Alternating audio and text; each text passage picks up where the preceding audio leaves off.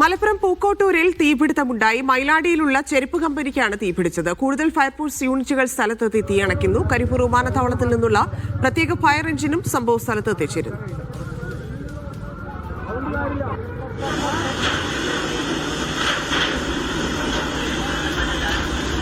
ജംഷീർ കൊടിഞ്ഞി ചേരുന്നു. ജംഷീർ, തീ പൂർണ്ണമായിട്ട് അണയ്ക്കാൻ സാധിച്ചോ? എന്താണ് പുതിയ അപ്ഡേഷൻ? ധന്യ, ഇപ്പോൾ തീ പൂർണ്ണമായും നിയന്ത്രണ വിധേയമാക്കിയിരിക്കുന്നെന്ന് പറയാം. 3 മണിക്കൂറിലധികം നീണ്ട പരിശ്രമത്തിനൊടുവിലാണ് ഈ തീ നിയന്ത്രണ വിധേയമാക്കിയിരിക്കുന്നത്.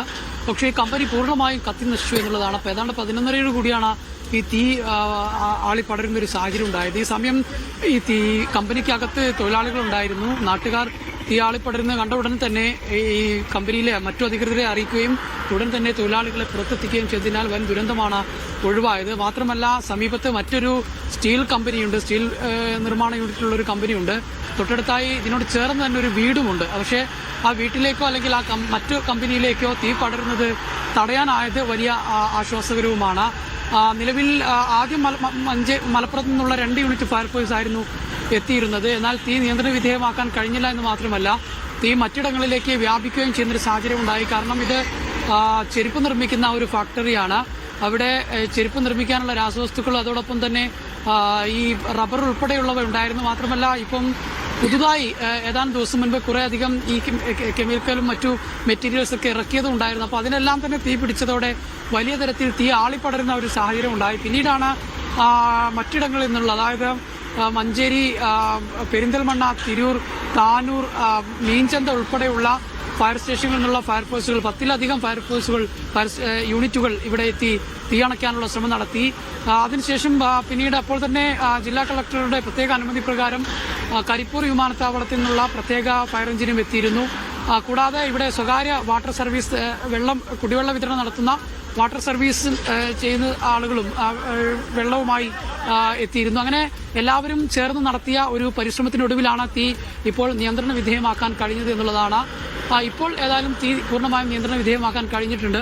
ഏതായാലും കോടികളുടെ നാശനഷ്ടം സംഭവിച്ചു എന്ന് പറയേണ്ടിയിരിക്കുന്നു. കാരണം ഈ കമ്പനി പൂർണ്ണമായും കത്തി നശിക്കുന്ന ഒരു സാഹചര്യം ഉണ്ടായിട്ടുണ്ട്. മാത്രമല്ല, കമ്പനിയുടെ ഉള്ളിൽ തീ പിടിച്ചതുകൊണ്ട് തന്നെ ഫയർ എഞ്ചിന് അങ്ങോട്ടേക്ക് വെള്ളം സ്പ്രെഡ് ചെയ്യാൻ അല്ലെങ്കിൽ വെള്ളം പമ്പ് ചെയ്യാനോ കഴിയാത്തൊരു സാഹചര്യം വന്നതോടെ JCB എത്തിച്ച് ഈ കമ്പനിയുടെ ചുറ്റുമതിൽ ഉൾപ്പെടെ പൊളിച്ചും കമ്പനിയുടെ മേൽക്കൂരകളെല്ലാം പൊളിച്ചു മാറ്റിയുമാണ് ഫയർ എഞ്ചിന്റെ വെള്ളം അങ്ങോട്ടേക്ക് ചുറ്റിക്കാനുള്ള ഒരു സാഹചര്യം ഉണ്ടായത്. പിന്നീട് ഈ കരിപ്പൂരിൽ നിന്നുള്ള പ്രത്യേക എഞ്ചിൻ എത്തിയതിനു ശേഷം വെള്ളവും അതോടൊപ്പം തന്നെ ഈ തീ കെടുത്തുന്നതിന് വേണ്ടിയുള്ള മറ്റു സംവിധാനങ്ങളൊക്കെ ഉപയോഗിച്ച് തീ കെടുത്താനുള്ള ശ്രമം നടത്തിയതോടെയാണ് തീ നിയന്ത്രണ വിധേയമാവുന്ന ഒരു സാഹചര്യം ഉണ്ടായിരിക്കുന്നത്. ഏതായാലും ഇപ്പോൾ നിലവിൽ തീ നിയന്ത്രണ വിധേയമായിരിക്കുന്നു. പക്ഷേ ഈ കമ്പനി പൂർണ്ണമായും കത്തി നശിച്ചിരിക്കുന്നു.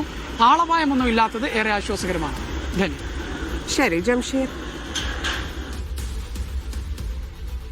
പ്രാഥമിക കാരണം എന്താണെന്ന് വ്യക്തമായിട്ടില്ല. എന്താണ് വല്ല ഷോർട്ട് സർക്യൂട്ടോ അങ്ങനെ അത് എന്താണ് നമുക്ക് അതിൻ്റെ ഉള്ളിലോട്ട് കയറി എന്താ ചെക്ക് ചെയ്താലാണ് ഏകദേശം മനസ്സിലാവുള്ളൂ. ഇപ്പൊ കറക്റ്റ് പറയാനാ തൊഴിലാളികളുള്ള സമയമായിരുന്നല്ലോ. അത് നമ്മൾ ജോലി ചെയ്യുന്ന സമയമാണല്ലോ ഈ കറക്റ്റ് സമയം. പിന്നെ ഇപ്പോൾ ഇന്ന് വെള്ളിയാഴ്ചയാണ്, നമുക്ക് 12 മണിയോട് കൂടിയിട്ട് ഓഫാക്കിയിട്ട് പിന്നെ നിസ്കാരവും കാര്യങ്ങളും കഴിഞ്ഞിട്ടാണ്, കൂടുതൽ ആൾക്കാരുള്ളതുകൊണ്ട് നിസ്കാരവും കാര്യങ്ങളും കഴിഞ്ഞിട്ടാണ് തിരിച്ചു വരിക. പക്ഷെ അതിന്റെ മുന്നേ തന്നെ ഇത് ഫയറിങ് തുടങ്ങി.